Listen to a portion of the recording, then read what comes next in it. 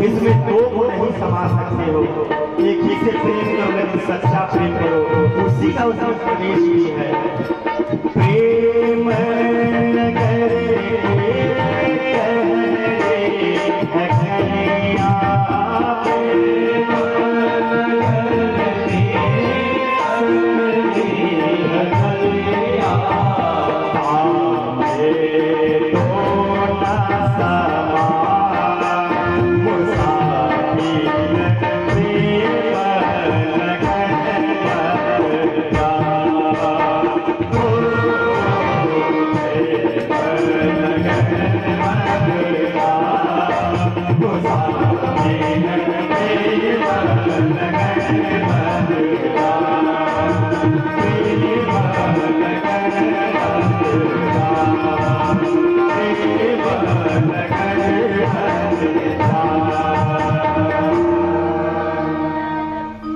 अब भगवान चीर भर लीला यहाँ करते हैं। जब मन की शुद्धि हो जाता है, प्रेम को जो पासा समझ जाता है और सभी गोप गोपियाँ केवल कृष्ण को ही अपना प्रियतम मानती है। हेमंते प्रथमे मासे नंद ब्रज कुमारिका विषयम् कात्यायनर्चनप्रदं तते। हेमंत मास का ऋतु है, खिलखिलाती जमुना की तरंग बह रही, ठंडी ठंडी हवा, फूल पुष्प सभी हवा के झरोखे से टूट टूट करके गिर रही है। गिरने को तो गिर गई, लेकिन भगवान के चरणों तक कैसे पहुंचे? तो गंगा तो जमुना के तरंगों को आदेश करती है और जमुना के तरंग में इतनी लहरें आती हैं जिसके द्वारा जमुना के तरंग से वह फूल बहते बहते बहते बहते भगवान के चरणों को जाकर स्पर्श कर लेते हैं।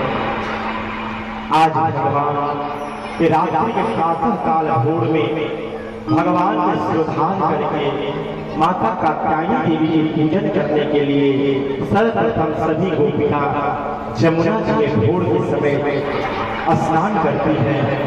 लेकिन कहते हैं कि भोर के प्रातः के समय में कभी भी स्नान करो जमुना गंगा कहीं भी तो ताली बजाकर वरुण देवता से आज्ञा लेकर के आदेश लेकर कब स्नान करना चाहिए, नहीं तो वरुण देवता का अपमान होता है। कभी भी जल में वरुण में निर्वस्त्र होकर स्नान नहीं करना चाहिए, लेकिन आज गोपिकाओं ने निर्वस्त्र होकर स्नान किया, जिसके द्वारा भगवान ने बोध कराया, चीरहरण किया। अंतों का क्षमा याचना करने पे भगवान ने सभी गोपिकाओं को वस्त्र को भगवान ने ग्रहण कराया है, क्योंकि उन्होंने याद कराया कि परब्रह्म परमात्मा देवी श्री नारायण में सर्वत्र विद्यमान है। इन्हीं से सब संपूर्ण सृष्टि होती है। जब इस बात की जब याद हुई तब जाकर के गोपियों को भगवान ने वस्त्र को दिया। कात्यायनी देवी के मंदिर में गई है, भगवान को अपने पति रूप में मानी है, जिससे बहनों कन्याओं का विवाह नहीं हो रहा है, विलंब हो रहा है, तो उन देवियों को कात्यायनी देवी का जप करना चाहिए, प्रार्थना अर्चन करना चाहिए। कात्यायनी महामाये महायोगिन्यधीश्वरी नंद गोपसुतं देवी गुरुदेव नमो नमः। जो इस मंत्र का जप करती हैं उसको सुंदर सुशील कन्हैया के जैसे पति प्राप्त होते हैं। न दातो न माता न बंधुर न दाता न पुत्रो न पुत्री न भ्रेतो न भर्ता न माया न विद्या न मृत्युर्निमेव गतिमं गतिमं तमेका भवानी भवापारे महादुःख की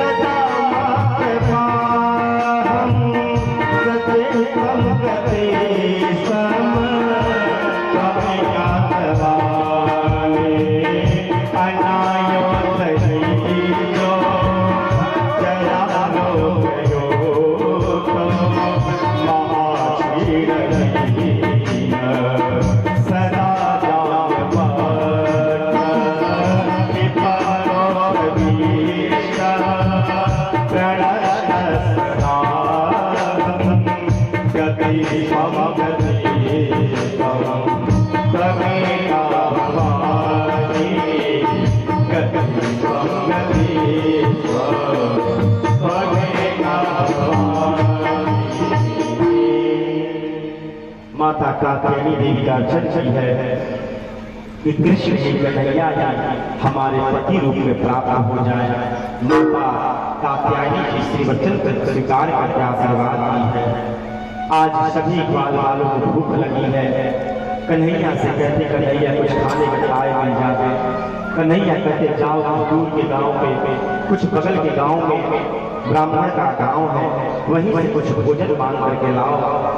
इतना सुनते ही सभी ग्वाल वाल जाते हैं और जाकर के देखो जो ब्राह्मण जग अनुष्ठान में बैठे थे, जो जग हवन कर रहे थे, उन्हीं से जाकर भोजन की कामना करने लगे।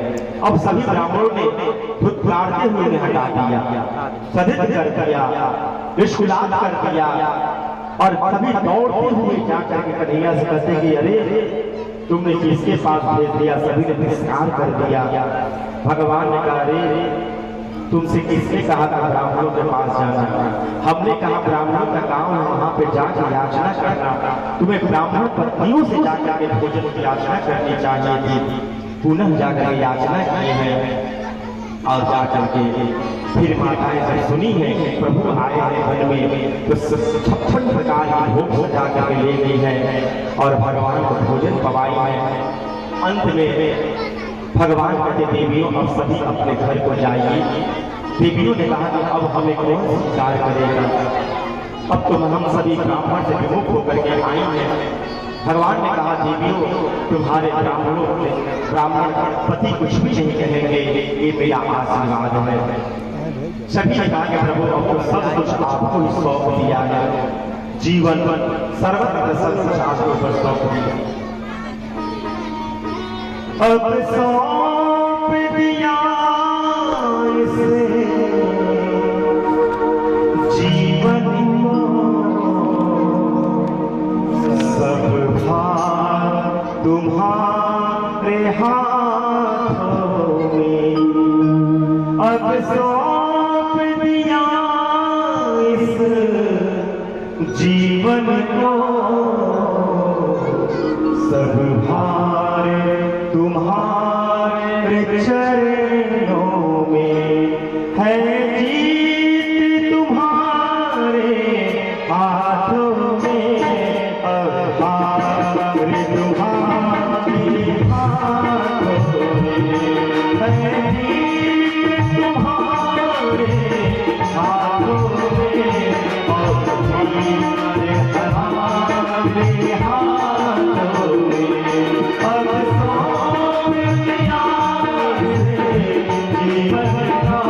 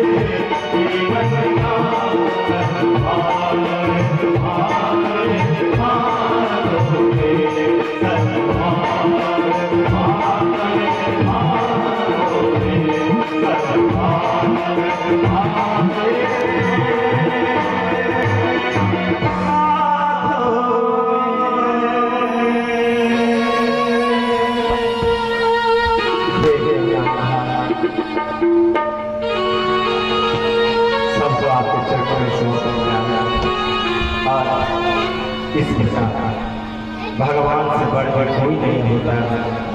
भगवान के चरणों में सर्वस्व न्यौछावर कर देखो इसको व्रत रखने वाला भगवान है। आज भगवान 7.5 वर्ष के हो जाते हैं। मानो के जीव के निदानम न तपो न जिज्ञा न शौचो न ज्ञानम च विज्ञानम सबको दान तप यज्ञ से जो भगवान नहीं मिलते हैं वो भगवान प्रेम से मिल जाते हैं। हमारे भगवान प्रेम के भूखे हैं। भगवान स्वयं गीता में कहते हैं कि अहम भक्त पराधीना, कहते कहते कि भगवान कहते कि अहम भक्त पराधीन, मैं सर्वस्व भक्तों के पराधीन रहता हूं, प्रेम रहता हूं। आज भगवान गैया चढ़ा करके जाते हैं, मैया रसोई में 56 प्रकार की भोग बना रही है। कन्हैया गौआ चढ़ाते हुए जाते हैं, मैया से कहते मैया मैया मैया मुझे खाने का ताई नहीं गई। मैया कहते दूर दूर दूर नहाए न धोए न। और इस प्रकार कन्हैया रोते रोते बाबा के पास जाते हैं। बाबा कहते क्या बात है? बाबा कन्हैया को गोद में उठाते हैं और बाबा कहते हैं बताओ क्या बात है? कन्हैया ने कहा मैं मैया से खाने के ताई कुछ मांगो। कन्हैया ने मुझे डांट लगा दी और इस प्रकार बाबा कहते हैं देख के नहीं हम सबन आज इंद्र देवता का पूजन करने को वास्ते 56 प्रकार के भोग बनाए हैं। कन्हैया कहते कि हे बाबा ये इंद्र देवता कौन है और इनके लिए इतने व्यंजन ही क्यों जरूरी है? बाबा कहते देख देख ये इंद्र देवता जो है हमारे राजा हैं, क्योंकि इनके बारिश करने से हमारे भूमि जो बंजर रहती है वो सब सख्त हो जाती है और इस प्रकार भूमि से चिपमाप होकर के अनेकानेक जो बीज हम बोते हैं उसमें फसल होती है और उस फसल के द्वारा हम अपना भरण पोषण करते और गाँव जाकर बेच के जो धन को लेकर के आते हैं उससे अपना जीवनोपार्जन करते हैं। इसलिए हम सभी का पूजन करते हैं। कन्हैया कहते हैं कि हे पिताश्री एक बात बताइए। शास्त्र जब कहता है कि कर्मणा जायते जन्तो कर्मण्येव विधीयते सुखम दुःखम भयं क्षेमा कर्मणा भिपद्यते। और गीता में भी भगवान कृष्ण कहते हैं कि ना भुक्तम क्षीयते कर्म जन्म कोटि सतैरपि अवश्यम एव भुक्तव्यम कृतं कर्म शुभाशुभम्। ना भुक्तम क्षीयते कर्म जन्म कोटि समैरपि अवश्यम एव भुक्तव्यम कृतं कर्म शुभाशुभम्। किसी भी जीव का किया हुआ कर्म वो चाहे पुण्य हो या पाप हो कहीं चुप नहीं होता है, कहीं नहीं छिपता है। जो जैसा कर्म करता है, जो जैसा पुण्य दान पाप करता है उसका फल उसी को भोगना पड़ता है। कोई किसी को दुख नहीं देता, कोई किसी को सुख भी नहीं देता है। ये हमारा आपका ये भ्रम है कि पड़ोसन ने हमारे भाई ने घर के किसी सदस्य ने हमें दुख दे दिया, पीड़ा दे दिया, सुख दिया नहीं। इसी को बाबा भी कहते हैं कि कौन को सुख दुख कहता कौन को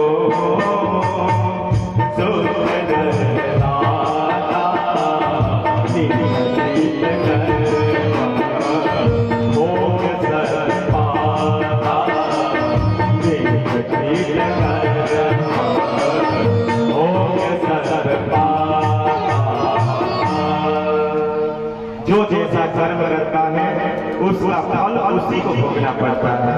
आपके घर में 5 भाई हैं, एक अगर दुराचारी पापी हो जाता है कोई कहता है कि उसका पाप सभी भाइयों को भोगना पड़ेगा, ऐसा नहीं है। अपने कर्म से जीव जन्म लेता है, अपने कर्म से जीव मृत्यु को पाता है, अपने कर्म से जीव पाप पुण्य का भागी बनता है।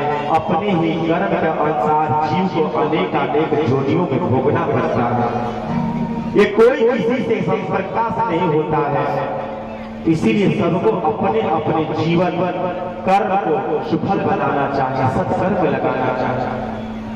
अन्नादि भवति भूतानि अन्यादि परजना यज्ञादि यज्ञादि देवस्य यज्ञ देवता प्रसन्नः। अन्न देने से दान करने से, ब्राह्मण भोजन कराने से, गौ सेवा करने से यज्ञ देवता यज्ञ नारायण प्रसन्न होते हैं। इनके प्रसन्न होने से बारिश होती है, बारिश होने से संपूर्ण खिलखिलाहट, संपूर्ण सृष्टि में हरियाली हो जाती है। तो बताइए पिताश्री इसमें इंद्र क्या हमारे लिए करते हैं? सभी जीव को अपना अपना कर्म करना चाहिए, कर्म के द्वारा उपार्जन करना चाहिए, फिर से इंद्र का क्या लेना देना? जीव को कोई कर्म ही नहीं करना चाहता है, बैठे बैठे धन चाहता है, बैठे बैठे अन्न चाहता है, बैठे बैठे स्वप्न देखता है कि 10 मंजिला मकान बन जाए। ये पाप प्रति मन से निकालना चाहिए। जो जल्दी उठता है जल्दी गिर जाता है। आज इंद्रित होकर के बाबा कहते बताओ आप कन्हैया क्या करें? कन्हैया कहते कि बाबा आप